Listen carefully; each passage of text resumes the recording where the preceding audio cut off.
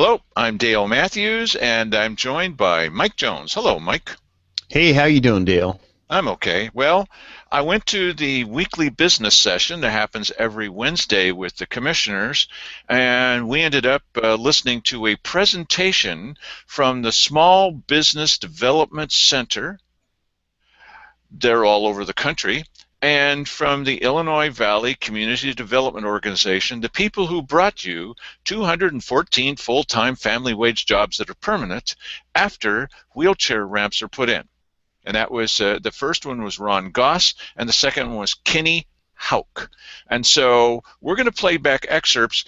Our audio is much better than the county's audio, which apparently at home was just, you couldn't hear it at all. And Mike listened to it, and you had to put on a headset and turn up the volume all the Oh way? yeah, I turned the volume all the way up and had to wear headphones, and then it was really barely discernible. Without headphones, you couldn't hear it at all. Just Just because keep in ambient, mind. Go ahead. Go ahead. well, ambient noise in the room was just taking it out. So and it's a running theme here. They can't seem to produce a show here with either the audio's bad or the picture's bad or both. Keep So in mind that this is a conscious decision made by the county commissioners, led by Cheryl Walker, not making this up. We used to do all the TV production for them. And we never, ever made a mistake. And we were doing it for free. Cheryl decided, no, that's not going to happen. She took it away from us, although it was perfect. I mean, so far, knock on wood. And then she gave it to the IT department, and the IT department, I'm sorry, that's the information technology department of the county. And at first they said, we don't know anything about TV. Oh, sure, sure. And so now the county's paying for it to get done, and it's not acceptable. And as Mike pointed out, what would happen with a regular TV a show, a regular TV network, or even a small outfit like in Medford, if they got it wrong 2 times in a row, Mike?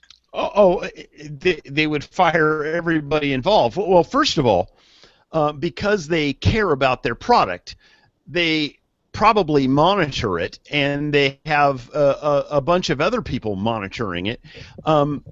And of course, if viewers were to tune into Channel 10, say, and they were putting out crappy video or the audio couldn't be heard, people would be calling in.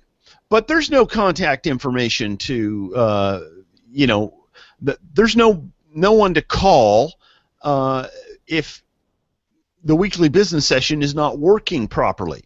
Oh boy, that's a good thing for the IT department that there's no one to call. Look, you might be right in criticizing us. Okay, so let's take that on.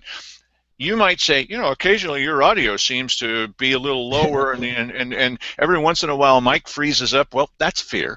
But the thing is that that we're doing live newscast and commentary on the internet, which is a little bit different than they're connected by a hard cable. It's going straight into the cable system. What a lovely thing that would be. That's why, if you're doing it right, there's no mistake. It's pristine audio, beautiful high definition video if you want it, which they still don't have, although they paid for it. We're doing it over the internet from Mike's house, where they have 2 tin cans and a string. Yeah, it's a goofy setup. They have apparently spent a lot of money because the switching and mixing software / hardware that they have is very expensive, and there was nothing wrong with what they had, but they're novices at any of this, so they didn't understand that, perhaps, and so they ended up spending many thousands of dollars more than they needed to, and they're incapable of producing a good show, and I'll tell you why it is.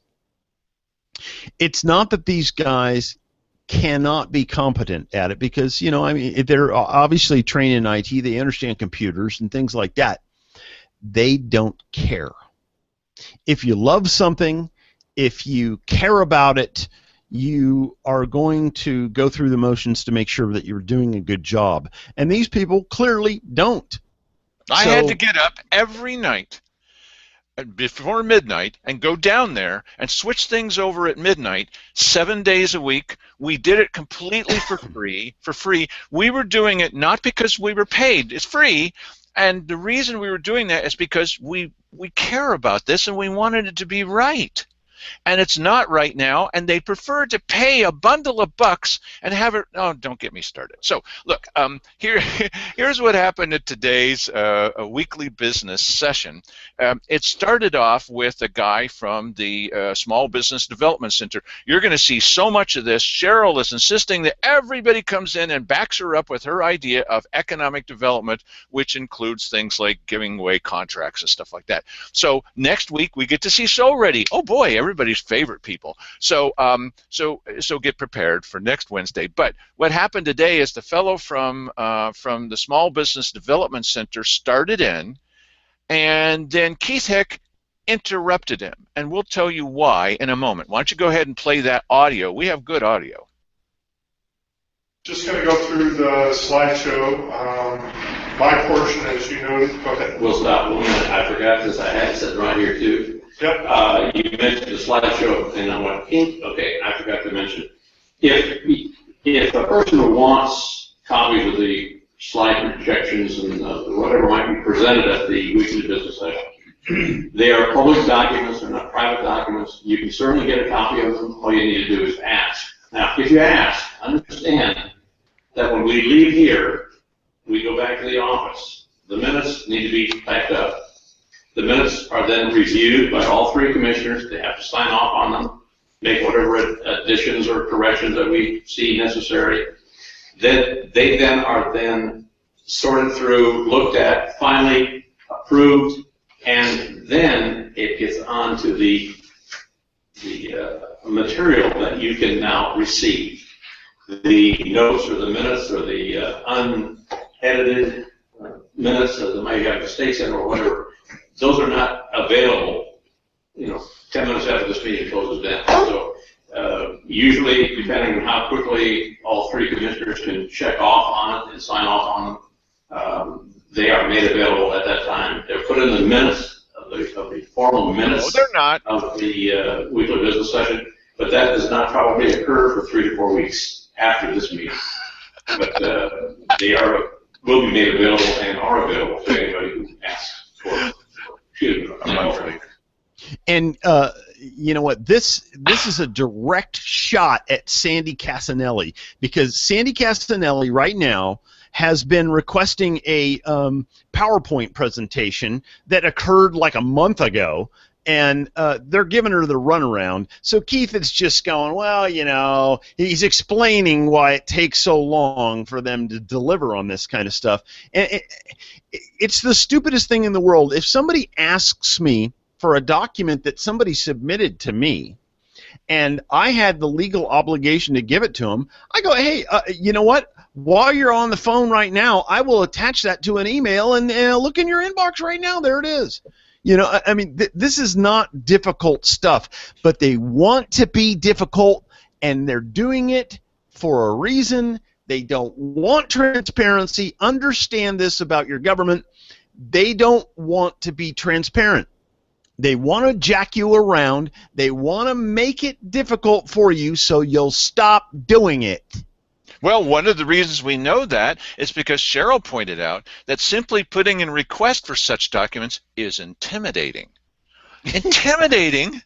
Really? Yes. Now he just also said that it's part of the minutes. It is not part of the minutes. If it was part of the minutes, Sandy would have it by now. That's right. Not. Yeah. No, it isn't. So that's lie number one from Keith Heck. Now, there's going to be many more from Cheryl, but the point is, no, this is not the most transparent county in the entire world. That's what Simon Hare said. We're the most transparent county in the entire world. Yes. And I say this over and over, but anytime somebody tells you that, always be more on the lookout, not less. See, it's designed to tell you, oh, listen, we've got all this covered. We're doing this right. So you can stop looking at us now. Yeah, well, when they said that the chief financial officer, Rosemary Paget, who's now gone, except she was also in charge of the finances for the Dimmick Tower, which is a lovely tribute to her at the end with the $100,000 plus cost overrun. What a great thing they brought her back just to do that, okay? But when they said that a chief financial officer was the best in the entire world, from the middle of nowhere, Oregon, in the entire world, I got up, they don't know how to deal with this, and I said, oh, well, there's a Chinese chief financial officer who's crying her eyes out tonight because she thought she was the best in the entire world. They never know how to deal with that sense of humor. And if I had one, I'd use it. Yeah, right. Okay, so then after this was done, now, I'm a little upset with Kenny Houck of the Illinois Valley Community Development Organization, because they were the ones who pushed out the idea that that 214, as many as 214 full-time family wage jobs that are permanent, I said it so many times it's fast now, would be created by building a wheelchair ramp. Come on, you guys, it's just such liars. But the commissioners bought into it. And so Kenny Houck has something to say, which good for him, about this whole thing about having to wait 4 weeks for the presentation that they're giving at that moment. Go ahead and play back what Kenny Houck said. This is great. You go crazy. As we mentioned, you may not be able to get this information for 2 or 3 weeks from them, but Ron and I are happy to provide you with anything you see here or any additional kind of background to make this, clear what we do, because we do it every day. We work with folks in business in all walks of life and the public. Yeah, and by the way, it's just us here. You ask us for it, here you go. Government could be this way. They could be this way. I've gotten it many times in the past by bringing in a thumb drive with me, and then going up to the people, and they gave it to me right there while we were still in the room. Look, right. The interesting thing, and I wish we could show you the video. We were trying a new way of doing things tonight, and we're constantly trying to innovate. It didn't quite work out, but you've got the audio, and at least you can hear it. One of the interesting things is that when Kenny was saying this, he was turning and talking with the audience this way, and he was turning and talking with, and he was looked over, and he was turning and talking with them back there. That's a Did they scold him? No. And Keith Heck. If I just go like this, he's like, you're not looking at us. Well, you're not looking at me. So who am I supposed to look at? They never look at, well, like he said last time, well, I'm writing down notes, right? But he didn't talk about any of it. And Cheryl's always there furiously scribbling notes, but she never, they just don't answer the questions I ask them. You'll see they didn't have any answers.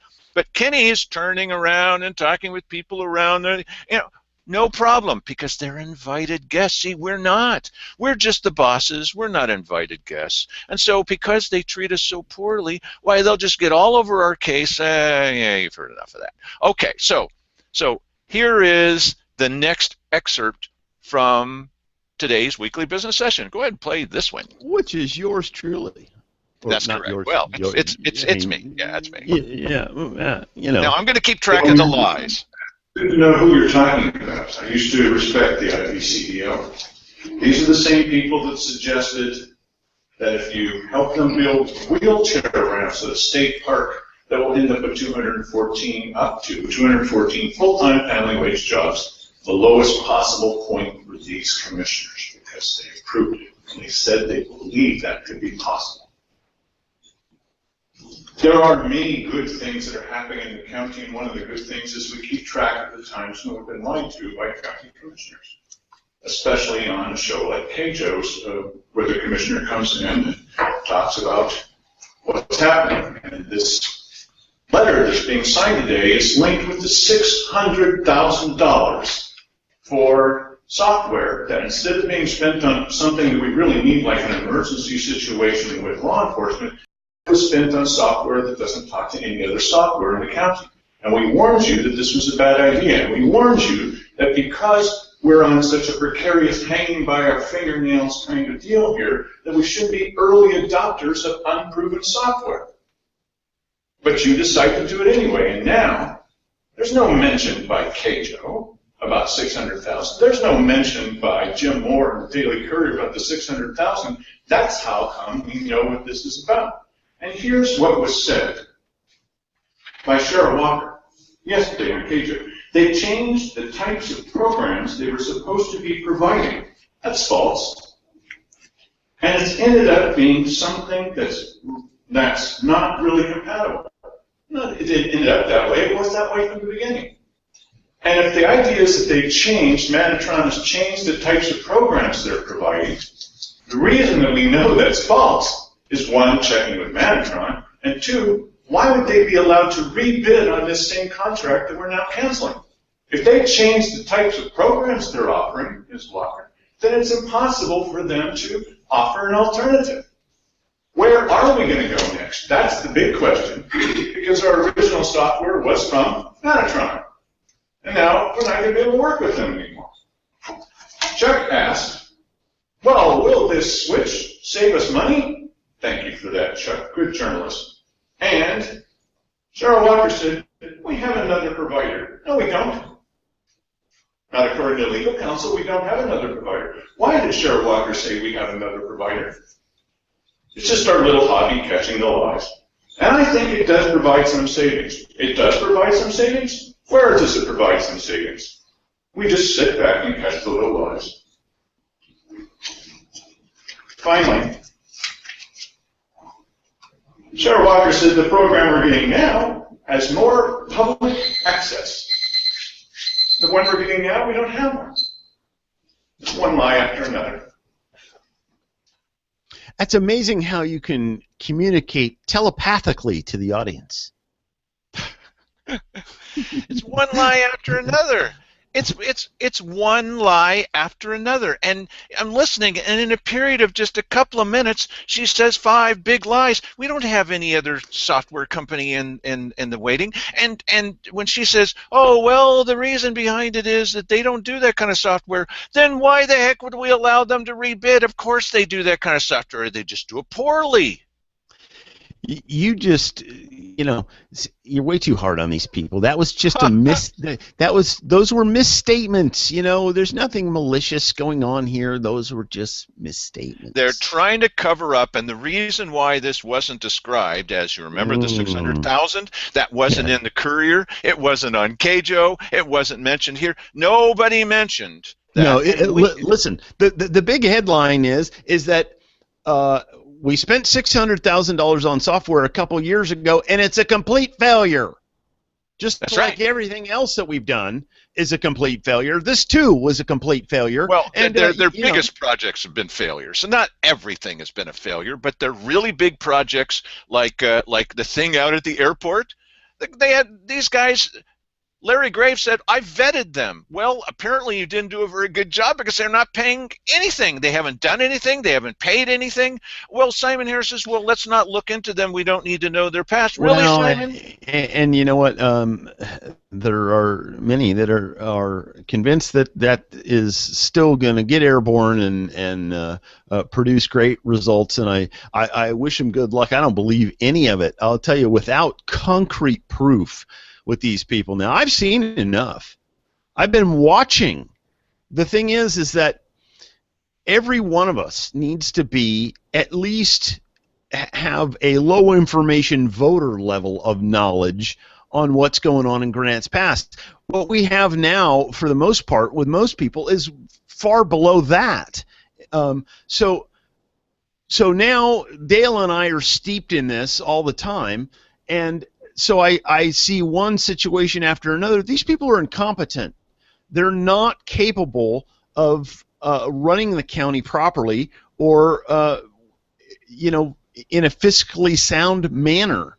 But that's bad enough. But the thing I really object to, see, I understand that especially people involved in politics, people that are in some kind of office, are going to be somewhat incompetent, some of the time at least. But don't lie to me. And so when Cheryl Walker gets on the radio and she says, well, they don't do that kind of software anymore, that's wrong. When Cheryl Walker gets on the radio and says, yeah, we probably will save some money, no, we probably won't. And she doesn't know. And so when Chuck Benson says, well, that'll probably save us some money, right? Chuck, shut up. You're not a journalist, bud. You're just part of the problem. Well, okay, therein lies the other problem. As I'm watching this today, Keith and Cheryl are going, oh, now wait a minute, there's a typo in there. It's not $48,000. It's just $8,000. You know what? I want to see the accounting of this. I want to see every penny of this. I want to see what they paid to this company. I want to see what they're getting back. I want to see what they paid for this transportation they're talking about. The guy that they hired, the maintenance fees that they paid to this company. I want to see it all because they're trying to hide that. They're not coming straight out. What they should have done was they should have published a spreadsheet along with the agenda, so that we would be able to see that and see what's going on. That's transparency. Let's play the next clip, and you'll hear Keith talking about how much money it is. Here we go. Basically, the services were contracted, and for a variety of reasons, we've decided for our own convenience, as far as the county goes, just to cancel that. Any money that has been sent has been held in escrow and will be returned. It's just a matter of convenience. Basically, the summation of that letter requesting the termination of the agreement at our convenience, but we have to pay some travel costs, I think it's roughly a little over $40,000 of work that they've done. The hand is in the back.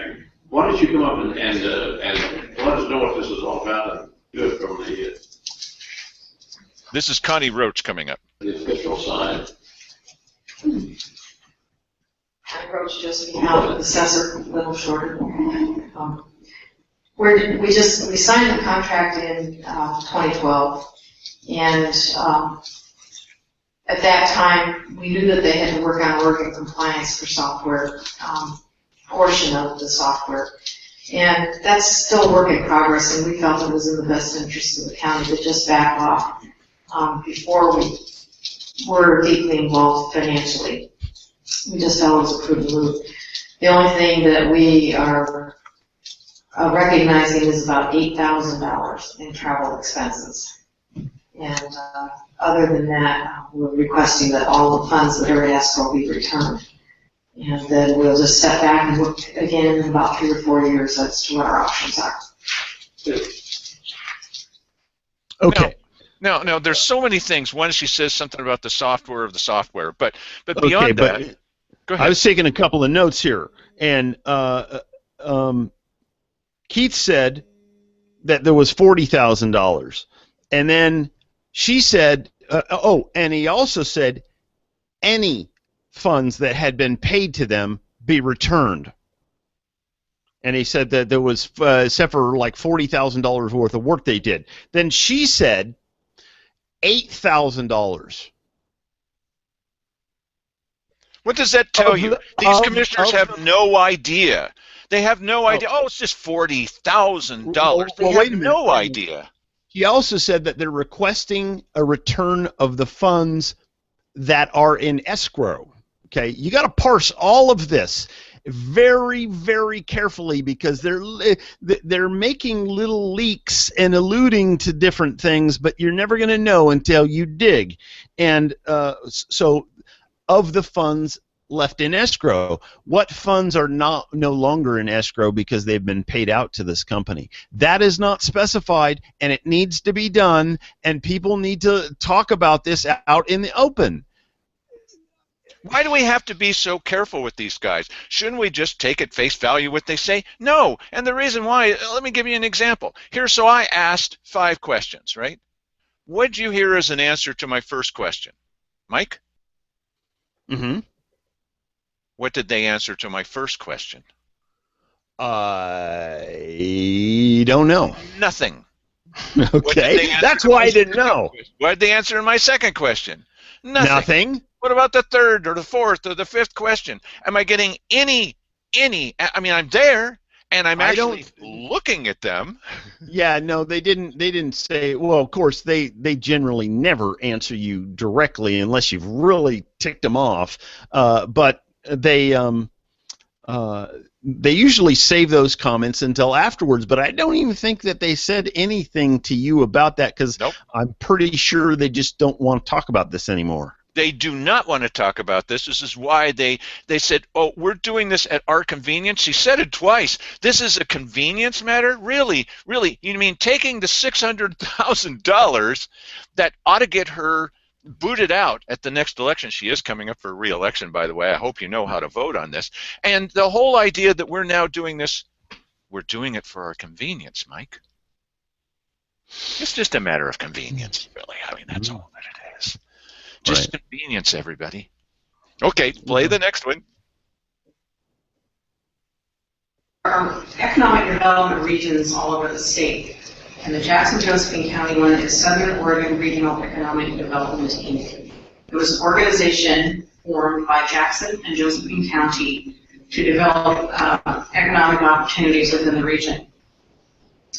They work on the scale of larger businesses. They go to the trade shows. They recruit people in here. They have site tours that come in here.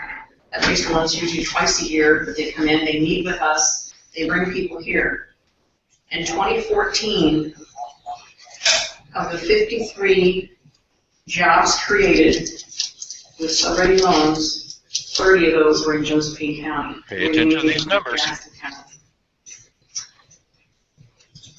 Of the $1,865,652 that were invested, $864,151 of that was invested in Josephine County. How do they know that? That's one of the questions. The other thing is she says that we've gotten the lion's share of the money. Now, how much was there? Wasn't it $1,800,000? Yeah. And we've gotten the 800,000? That's not the lion's share. That's less than half, buddy. Yeah, you know what? But there's a more important question to ask. Cheryl keeps saying these numbers again and again like this answers everything, and she says it over and over again. So let me ask a question of our audience. How many jobs were created in Josephine County just for the 800,000? How many jobs were created in Josephine County? She said 30. 30. She said 30. 30 Yeah. jobs were created for, Right. well, for $2 million, but 30 jobs were created in Josephine County for an investment of over $800,000. You can't continue operating like that. Listen, If it's true, it's still not a good deal, and she keeps saying this like she keeps crowing, and those in the audience who have followed, they'll know why. That's a joke that she's crowing about this. But the thing is, if we keep investing $800,000 and we get back 30 jobs, this is not good economics. Yeah, I'm doing a little math right now. If you did $40,000 at 30 jobs, that'd be it'd be 1.2 million. So we're probably talking, $30,000 jobs or less at 30 of them. And then what time span are they dumping this money in? And how long are the jobs lasting? Right, and how long and how often do we reinvest in this thing and dump another 800 and something? People that have gotten the jobs just doing the digging and mixing the concrete, and then they're out of a job. See, we don't know that. Yeah, we don't. But let's take the rosiest scenario, okay? Okay. That we've invested $800,000, okay, and we've ended up with 30 full-time family wage jobs. That's the very best. Mm-hmm. How long can we continue investing $800,000 and get 30 jobs? No, you know what? Listen, this is why you don't put government in charge of stuff like this. They can't do it. They're incapable. They don't know how to do this stuff. This is the pinnacle of her argument. This is the number one reason to love and trust So Ready. And last we checked, she was on the So Ready board, and she has nothing negative to say about So Ready. So Ready will be there next week. Da da da da da da da da da. And she's going to repeat these same numbers. What a great job she's doing in economic development. Why, it's everywhere around you. Mike, don't you see it? It's everywhere. Yeah, listen. If you were trying to create a product for a private sector business and you gave them results like this, they would laugh you out of the room. It's because people who are interested in getting a fair return on their money, they don't invest in stupid things. Okay? They invested in Simon Hair. They want to see a return on their money. And the only reason why we have incompetent government is because we ignore them. You know, we go home and we eat our TV dinners and drink our six-pack of beer, and we let them do what they do without supervision. Start supervising these people. It's your duty.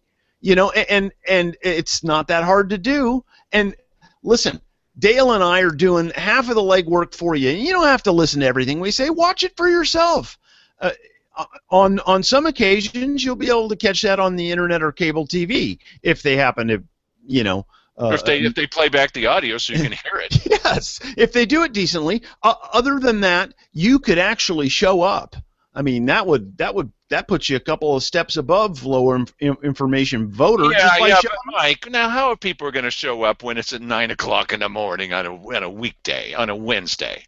They can't come to this. They have full-time family wage jobs that are permanent. One hopes permanent. Right. Yeah, but look, the other thing. Watch the replay on the internet. Yeah, well, the other thing you can do is you can go to. Oh, Mike's going to love it when I say this. You can go to Facebook. You can go to Twitter. Yes. And you can see what we posted. You can come to our website. This is the jump site. And let me jump back. Let me jump backwards. Here's the main website right up here. It's coming. It's coming. And it's so quick, too. Yes. He's going to show you the secret link. The secret way. Well, that was the secret there link. We go. Okay. Now, when you look across the top, you see Monday through Saturday. We do this every single day. And we have no life. No, that's true. And here you see, here's Keith Heck saying, I will not allow you to chuckle even though we can't hear it when we're saying we've got nothing to do with this levy. But we've got the video that proves that they do. You cannot lie. Well, you can lie. He does all the time. But you can't lie and get away with it. Here is the meeting with Mark Von Holly. Here is Dale Matthews, that doggone guy, talking about the meeting with Mark Von Holly. And here's 5 videos. They're about a minute each. And there's Wally Hicks looking like, what the heck is this guy saying? And here's the guy that came in to take advantage of us. And here's Cheryl Walker, who's biting her pin in half because she wants So Ready to get this deal. They'll be here next week. And here's Keith and Simon both laughing and laughing. They're happy. Oh, you want to change it over to target companies? You would like to make it so that it's either county-wide. Be our guest. In fact, take some more money. Oh, would you like it if we reduced it from 200 contacts down to 75? Well, only if you make it so that I only have to target contacting them. It's all right here. Yes, and if you want to see what incompetent negotiation looks like, those bottom 5 videos there, that's how you do it. But anyway, you were going to show them how to get to the other jump page, weren't you, or not? No, I was never going to show them that because that's our secret just between us. Oh, that's a secret. So look, here's the thing. They're giving away the store. Now, they're telling us, well, we need to be really careful and we need more law enforcement, even though the numbers are going down. You've seen that on our show. We need more law enforcement because people are coming here to take advantage of us. They're not taking advantage of us out on the street. They're taking advantage of us inside the Ann Basker, inside the little back room. You can see here this guy shows every charlatan in the whole area is showing up. Woohoo! Josephine County, they're giving away money. Why, I tell them that I'm going to build a wheelchair ramp in front of my house and I'm going to create 50 full-time family wage jobs just from that. Yeah. You're believing this. Yeah, it's the big league crime that is up. You know, the flim flam man. That's where all the crime high crime stats are in this county right now. And you know that there's not enough patrols out there, right? So, but Keith insisted that now we have a patrolman, someone that should be on patrol. He's sitting in the Ann Basker while we're there. Now, the laws are being broken right in front of us. Remember Keith X saying, I don't care if we're breaking the law. I know we're breaking the law, and I don't care. He's yelling this, right? There's a policeman right there. There's a sheriff's deputy right there. He's not going to take Keith away. He's going to take me away because I pointed out, and Keith doesn't like that. Why is there a sheriff's deputy inside the Ann Basker to protect them? Oh, because in case we all go crazy. Yeah, you know what it is?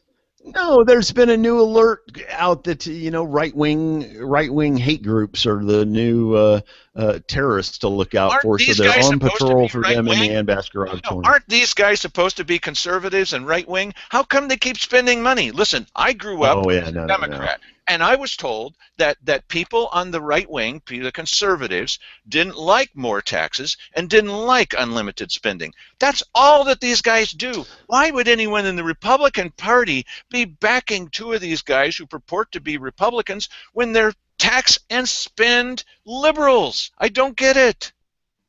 Yeah.